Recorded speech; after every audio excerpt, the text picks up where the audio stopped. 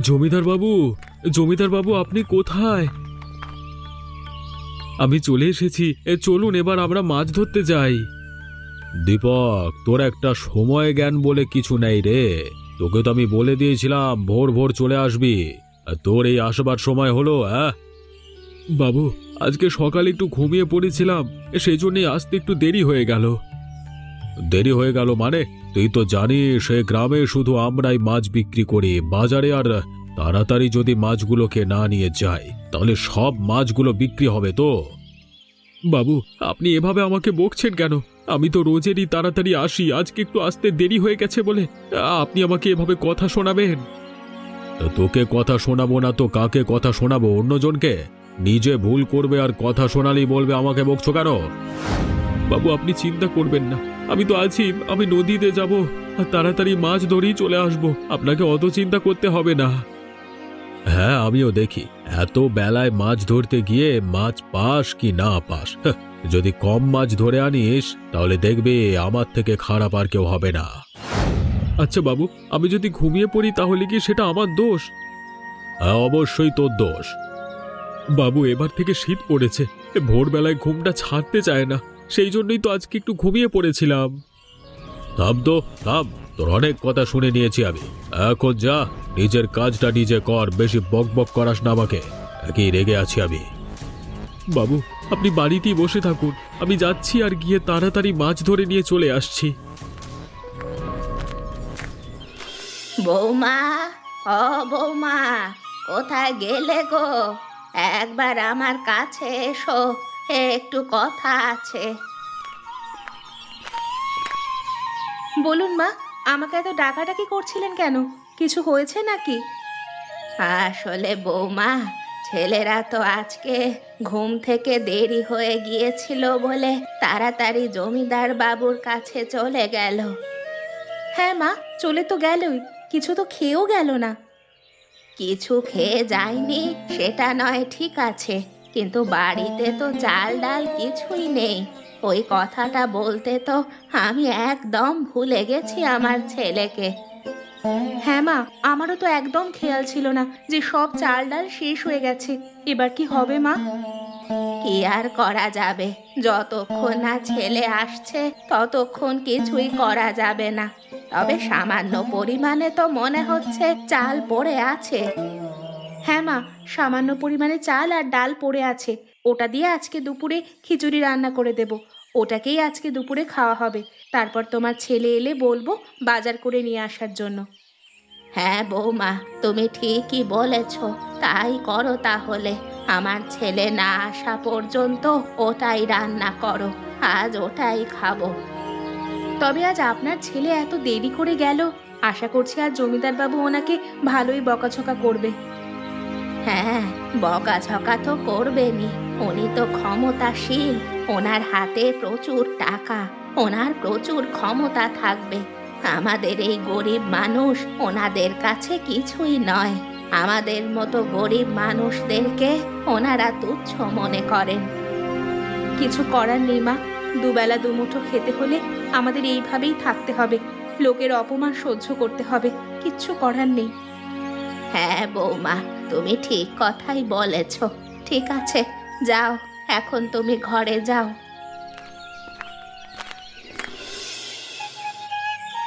বাবু, বাবু কোথায় গেলেন? আমি চলে এসেছি। বাবা, মাছ ধরে নিয়ে এসে আমাকে একদম উদ্ধার করে দিয়েছো।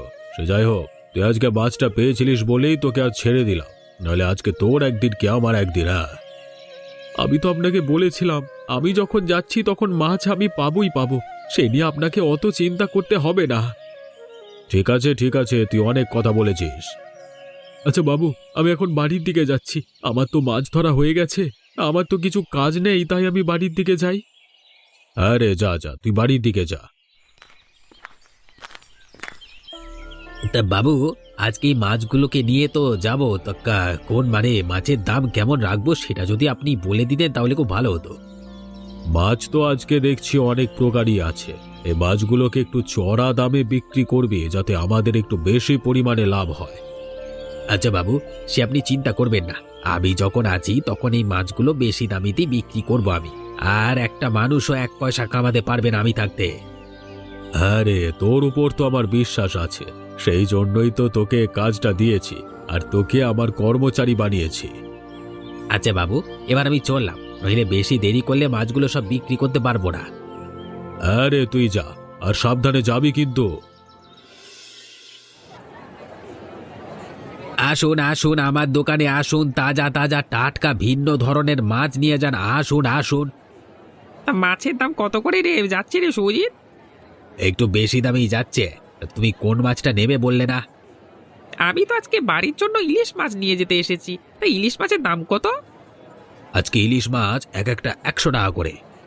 কি 100 টাকা? মানে 100 টাকা দিয়ে আমি মাছগুলো কিনতে পারবো না। তা কিনতে পারবি না যখন এখানে দাঁড়িয়ে দাঁড়িয়ে কি করছো? যাও আমার দোকানের সামনে থেকে চলে যাও। আমাকে ধান্দার সময় ধান্দা করতে যাও যত সব ভিখারির বাচ্চা। বেশ আমার দোকানে এসে উপস্থিত আছে যত সব। তুই আমাকে ভিখিরি বলছিস কি করতে? তো ভিখারিদের ভিখারি বলবো না তো কি বলবো? হ্যাঁ, ভিখারির দলগুলো যত যাও, খামোকা ধান্দার সময় বিরক্ত করো না। না না, এর সাথে ঝগড়া করা যাবে না।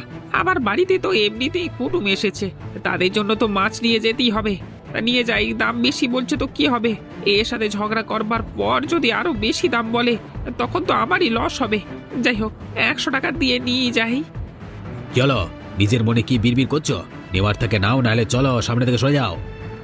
ঠিক আছে ঠিক আছে, দে দে, আমাকে 100 টাকা দিয়ে দে, ইলিশ মাছটা দে। এই তো এবার পথে এসো চাঁদু। এতক্ষণ ধরে ভালোভাবে বলছিলাম, শোনা যাচ্ছিল না। এই নাও তোমার মাছ, আমাকে দাও 100 টাকা। এই নে তোর 100 টাকা, আর আমি চললাম।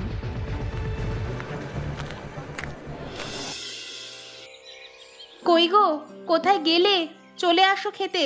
আর মা, তুমিও চলে এসো খেতে, আমার রান্না হয়ে গেছে। হ্যাঁ গো, দাও গিন্নি দাও, বড্ড খিদে পেয়েছে। খিদের জ্বালায় পেটে ছুঁচো ডন দিচ্ছে। ওই তো তোমার সামনেই আছে খিচুড়ি, নাও তাড়াতাড়ি খেয়ে নাও, ঠান্ডা হয়ে গেলে আর ভালো লাগবে না। তা বাবা, বাড়িতে যে আর চাল ডাল কিছুই নেই, তোকে সকালে বলবো ভেবেছিলাম, কিন্তু ভুলে গেছি। তুই আজ মনে করে বিকেলের মধ্যে চালটা নিয়ে আসিস। শেষ হয়ে গেছে মানে? তুমি কি বলছো? এই তো কদিন আগেই আমি চাল ডাল নিয়ে এলাম, আর এরই মধ্যে সব শেষ হয়ে গেল। তা শেষ আর হবে না? এই তো কদিন আগে তো শ্বশুর শাশুড়ি এলো, তারা তো বেশ কয়েকদিনই ছিল বাড়িতে, সেজন্যই তো এত তাড়াতাড়ি শেষ হয়ে গেল। তা মা, আমার কাছে তো কোনো টাকা নেই যে আমি চাল ডাল নিয়ে আসবো। তা তোর কাছে টাকা পয়সা নেই, তাহলে তুই জমিদার বাবুর কাছে যাস, জমিদার বাবুর কাছ থেকে এই মাসের মাইনেটা নিয়ে আয়, তাহলেই তো তুই টাকা পেয়ে যাবি। হ্যাঁ মা, তুমি ঠিকই বলেছ। ঠিক আছে, আমি জমিদার বাবুর কাছে গিয়ে টাকা নিয়ে তারপর চাল ডাল কিনে নিয়ে আসবো বাড়িতে। হ্যাঁ, বিকেলের মধ্যেই নিয়ে আসিস, বেশি দেরি করিস না, নইলে আবার রান্না বসাতে দেরি হয়ে যাবে। তখন খেয়ে শুতে শুতে আবার পরের দিন সকালে দেরি হয়ে যাবে, তখন আবার তোর ওপর জমিদার বাবু চেঁচাবে আজকের মতো। ঠিক আছে, আমার খাওয়া শেষ, এবার আমি একটু বিশ্রাম করতে। হ্যাঁ, তুমি যাও, আর আমরাও যাচ্ছি।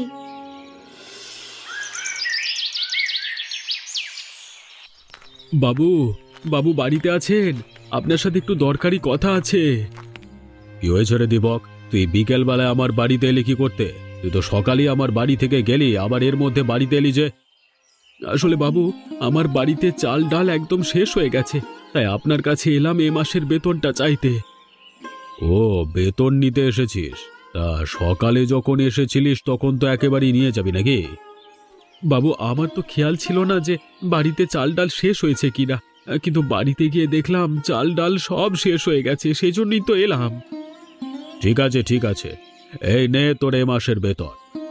কি হলো বাবু, আপনি আমাকে এ মাসে 200 টাকা কম কেন বেতন দিলেন? যেটা দিয়েছি সেটা নিয়ে সন্তুষ্ট থাক, এর বেশি পাওয়ার আশা করিস না। কেন বাবু, আমার কাজ তো আমি সর্বদা করে দিই, তাহলে আপনি কেন আমার থেকে 200 টাকা মাইনে কেটে নিচ্ছেন? আমার সাথে বেশি কথা বলতে আসিস না, আমি যা করেছি ভালোই করেছি। বেশি যদি বকিস তাহলে যেই টাকাটা দিয়েছি সেই টাকাটাও নিয়ে নেব। বাবু, আপনি এই কাজটা মোটেও ঠিক করেননি। কি ঠিক আর কি ভুল সেটা আমি ভালো করেই জানি, আমাকে অত শেখাতে হবে না। আচ্ছা বাবু, আপনি যখন আমার সাথে এইভাবে ব্যবহার করছেন, তাহলে আমিও আপনাকে একটা কথা বলে দিচ্ছি, আমিও আপনার কাছে আর কাজে আসবো না। হ্যাঁ হ্যাঁ, আমিও দেখি তোদের মতো ভিখিরিদেরকে কাজ দিয়েছিলাম বলে তুই কাজটা পেয়েছিলিস, আর আমি যদি না থাকতাম তাহলে তুইও কাজটা পেতিস না। আপনাকে দেখিয়ে দেব আমি কাজ পাই কি কাজ পাই না। হ্যাঁ হ্যাঁ, আমিও তো দেখব। যা তো যা, আমাকে বিরক্ত করিস না, আবার চোখের সামনে থেকে দূর হয়ে যা তুই।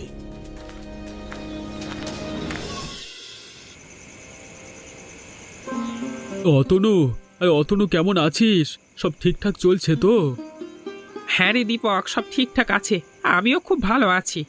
বৌদি ভালো আছে তো?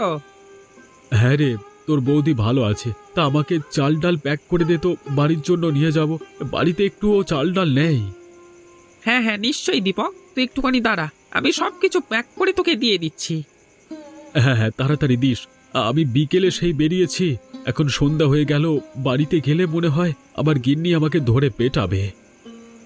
তা দীপক, তোকে একটা কথা বলবো? হ্যাঁ রে অতনু, বল না, কি বলবি? দীপক, তুই যে জমিদার বাবুর কাছে কাজ করিস, ওই জমিদার বাবু মানুষটা খুবই খারাপ নয়?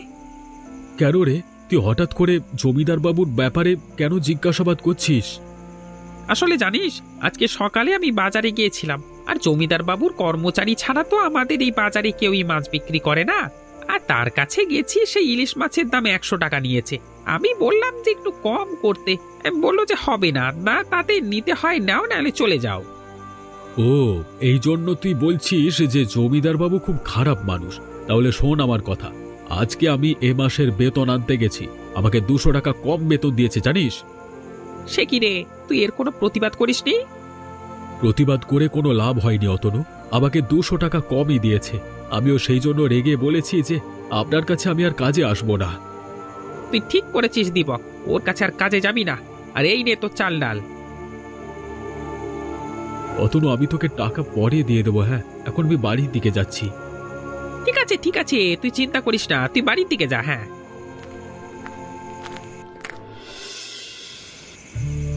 গিন্নি, গিন্নি কোথায় গেলে গো? আমি চলে এসেছি। এবার বেরিয়ে এসে চাল ডালটা নিয়ে নাও। তুই কিছু একটা রান্না বসিয়ে দাও। হ্যাঁ দাও, তুমি আমাকে তাড়াতাড়ি চাল ডাল দাও, আমি কিছু একটা ব্যবস্থা করছি। বা, তোমাকে একটা কথা বলবার ছিল। হ্যাঁ রে বাবা, বল না, কি বলবি? আমি না জমিদার বাবুর কাছে কাজটা ছেড়ে দিয়েছি। তুই কাজ ছেড়ে দিয়েছিস মানে? তাহলে এবার আমাদের সংসারটা চলবে কি করে? আর তুই কেনই বা কাজ ছেড়ে দিয়েছিস জমিদার বাবুর কাছে? জমিদার বাবু খুবই খারাপ মানুষ, উনি নিজেরটা ছাড়া কিছুই বোঝেন না। আজকে উনি বাজারে মাছের দাম খুবই চড়া দামে বিক্রি করেছে, তার উপর আবার আমি যখন মাইনে আনতে গিয়েছি আমাকে 200 টাকা কম দিয়েছে। তাই কাজ ছেড়ে দিয়েছি, আমাকে খুব অপমান করেছে আমাকে। তুমি ঠিক কাজ করেছো, তুমি কাজ ছেড়ে দিয়েছো। যেখানে তোমার কোনো সম্মান নেই, সেখানে তুমি কেন কাজ করবে? হ্যাঁ, সেই জন্যই আমি কাজ ছেড়ে দিয়েছি। ওই জমিদার বাবু হলো একটা জানোয়ার, উনি গরিব মানুষের মায়া ভাবেন না, শুধু নিজেরটাই ভাবেন। ঠিক আছে, যা হবার তা হয়ে গেছে। এখন বৌমা, তুমি যাও, একটু রান্না বসাও, আমাদের খেতে হবে তো। গিন্নি, আরে ও গিন্নি, জানো আজকে আমার অনেক টাকা ইনকাম হয়েছে। অনেক টাকা ইনকাম করেছো মানে? কিভাবে তুমি ইনকাম করেছো অনেক টাকা? গিন্নি, তুমি তো জানো এই গ্রামেতে শুধু আমরাই মাছ বিক্রি করি, সেই জন্য আজকে দেখলাম প্রচুর রকমের মাছ আছে, আর সেই জন্য আমরা মাছের দাম চড়া দামে বিক্রি করেছি, তাই তো আমাদের প্রচুর লাভ হয়েছে আজকে। তাই নাকি? এ তো খুবই সুখের কথা। হ্যাঁ গো গিন্নি, আর দীপক আজকে মাইনে আনতে এসেছিল, সেখান থেকে আমি 200 টাকা নিয়ে নিয়েছি। বাহ, তুমি যখন এত টাকা ইনকাম করেছো, তাহলে তোমাকে একটা কথা বলবো, কিছু মনে করবে না তো? না গো গিন্নি, তুমি বলো না, কি বলবে? আসলে আমার অনেক দিনের একটা ইচ্ছে ছিল যে আমার একটা সোনার হার থাকবে। তুমি কি আমার জন্য একখানা সোনার হার গড়িয়ে দেবে? নিশ্চয়, আবার 5টা নয় 10টা নয়, একটা মাত্র গিন্নি মুখ ফুটে যখন নিজের মুখে বলেছে তখন তো তোমাকে দিতেই হবে। সত্যি তুমি আমাকে দেবে? আরে হ্যাঁ গো গিন্নি, তোমাকে সত্যিই দেব। তবে গিন্নি একটা সমস্যাও আছে। এত আনন্দের মাঝে আবার কিসের সমস্যা? আমি যে দীপককে 200 টাকা কম মাইনে দিয়েছি, সেই জন্য সে আমার কাছ থেকে রাগ করে কাজ ছেড়ে দিয়েছে। আর সে বলেছে আপনার কাছে আর কাজে আসবে না। সে কাজে না এসে আর যাবে কোথায়? এই গ্রামেতে তো শুধু তুমি মাছ বিক্রি করো, আর তোমারই জেলের প্রয়োজন। ওকে বাধ্য হয়ে আসতেই হবে। হ্যাঁ গিন্নি, সেই জন্যই তো আমি কিছু বলিনি।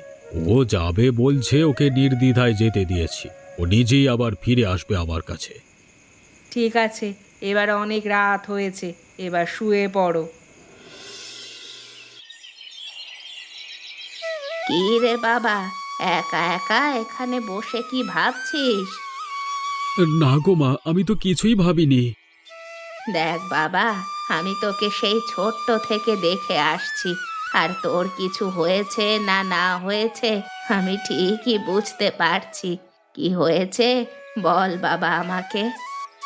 মা, আমি জমিদার বাবুর কাছ থেকে কাজটা ছেড়ে দিয়েছি। এখন আমি ভাবছি আমার সংসারটা চলবে কিভাবে। আমার মাথায় একটা বুদ্ধি এসেছে। যদি সেইটা ভালোভাবে করা যায় তাহলে আমাদের প্রচুর পরিমাণে লাভ হবে, আর আমরা জমিদার বাবুর থেকেও অনেক বড় লোক হয়ে যাব। সেটা কি করে হয় মা? বাবা, তুই তো ভালো মাছ ধরতে পারিস, আর তুই তো মাঝে মাঝে বলিস যে আমার হাতের রান্না নাকি খুব সুন্দর। তাহলে আমরা এক কাজ করি, তুই মাছ ধরে নিয়ে আয়, আর আমি সেগুলোকে রান্না করে বিক্রি করব। আমাদের বাড়ির সামনে একটা ছোট্ট হোটেল খুলে। তুমি বুদ্ধিটা কিন্তু মন্দ দাওনি। তবে আমাদের থেকে কি লোকেরা মাছ কিনে খাবে? খাবে না মানে? আলবাত কিনে খাবে। যদি আমরা বাজারের থেকে একটু সস্তায় আর লোকের সাধ্যের মধ্যে মাছের দাম নির্ধারণ করি, তাহলে লোকেরা অবশ্যই খাবে। ঠিক আছে মা, তুমি যখন বলছো তাহলে আমরা একবার চেষ্টা করে দেখতে পারি। আর চেষ্টা করতে তো কোনো দোষ নেই। একবার চেষ্টা করলে তা বিফলে গেলে আবার পরবর্তী সময় আমরা চেষ্টা করব। আর যদি এটাই সফল হয়ে যায় তাহলে তো আমাদের আর চিন্তাই নেই। হ্যাঁ রে বাবা, আমি তো তোকে সেটাই বলছি। তাহলে ঠিক আছে, তুই এবার মাছ ধরতে চলে যা। তাহলে আজকে থেকেই আমরা দোকানটা খুলবো, একদিনও আমরা অপেক্ষা করব না। ঠিক আছে মা, তাহলে তুমি এদিকের ব্যবস্থা করো, আমি মাছ ধরতে চললাম।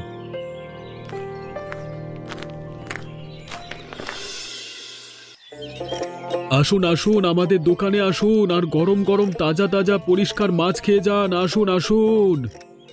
হ্যাঁ, আসুন আসুন, তাড়াতাড়ি আসুন।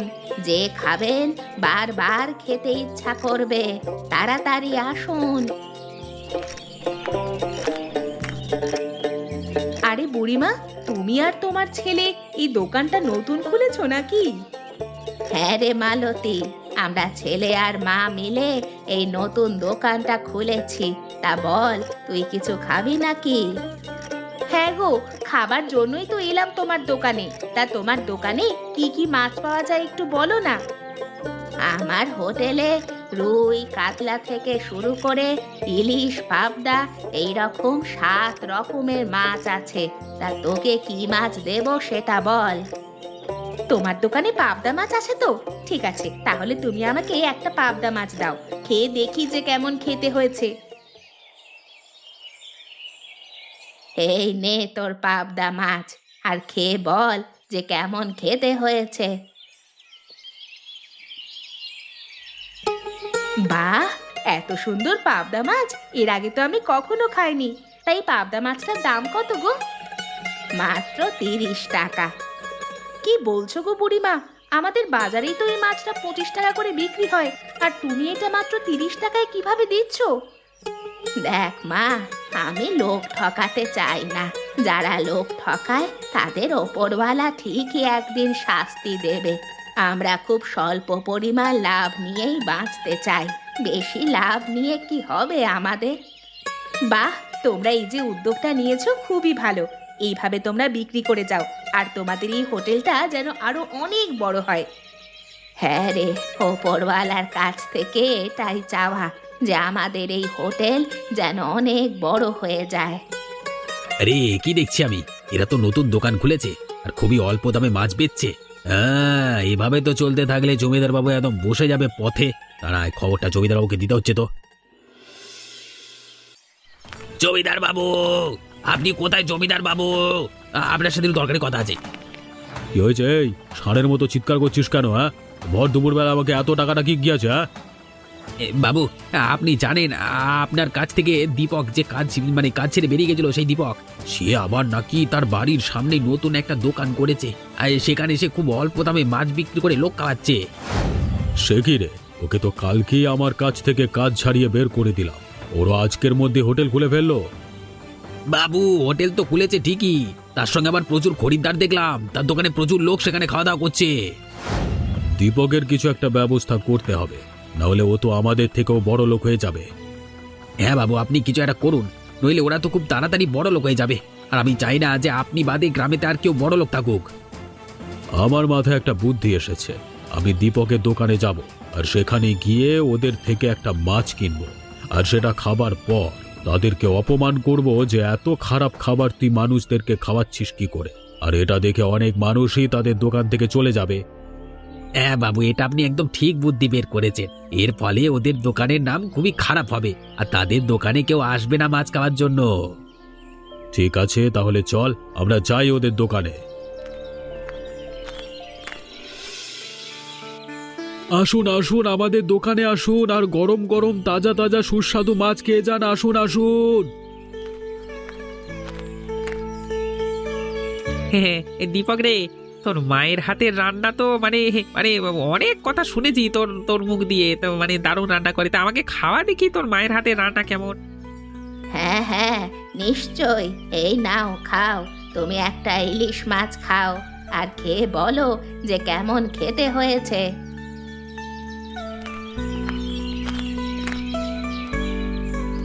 আরে কি দেখছি দীপক, তুই নতুন দোকান খুলেছিস? তা দোকান যখন খুলেছিস তা খেয়ে দেখি যে কেমন খেতে হয়েছে তোর দোকানের মাছগুলো। বাবু আপনি? আরে হ্যাঁ হ্যাঁ, নিশ্চয়ই, আপনাকে কেন দেব না। আপনি খেয়ে দেখুন, এই ইলিশ মাছ খেয়ে দেখুন যে কেমন খেতে হয়েছে।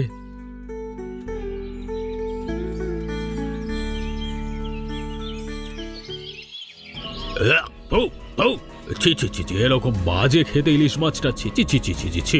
আরে এসব মাছ আমি আগে কোনোদিন খাইনি। পচা পচা, আমার মুখের স্বাদটা একবারে পাল্টে দিল। এ বাবা, এ কি সব করছে এরা? বাবু, আপনাকে একটা কথা বলছি, আপনি কিছু মনে করবেন না। আপনি নিশ্চয়ই ক্ষমতাবান, আপনার কাছে অনেক পয়সা আছে, চাইলে আপনি আমাদের দোকানটা বন্ধ করে দিতেই পারেন। কিন্তু আপনাকে আমি একটাই কথা বলছি, সুখ সম্বন্ধে মিথ্যা অপবাদ দেবেন না। আমি মিথ্যে অপবাদ দিচ্ছি? আমি মিথ্যা অপবাদ দিচ্ছেন না তো কি দিচ্ছেন? আপনি যে মাছটা খাচ্ছেন, অতনু তো সেই মাছটাই খাচ্ছে, সে যে খুব তৃপ্তি সহকারে খাচ্ছে। আপনি এটা বলুন, আপনি আমাদের দোকানের বদনাম করতে এসেছেন। হ্যাঁ, এই ইলিশ মাছটা খুবই ভালো খেতে, কোথা থেকে ইলিশ মাছটা যে খারাপ আমি তো কিছুই বুঝতে পারছি না। বাবু, সর্বশেষে আমি আপনাকে একটা কথাই বলতে চাই, কারোর কখনো ক্ষতি করবেন না। অপরের ক্ষতি করলে নিজেরও ক্ষতি হয়, সেটা ওপরওয়ালাই দেখে নেয়। এমনই মজার মজার গল্প দেখতে আমাদের চ্যানেলকে সাবস্ক্রাইব করতে ভুলবেন না।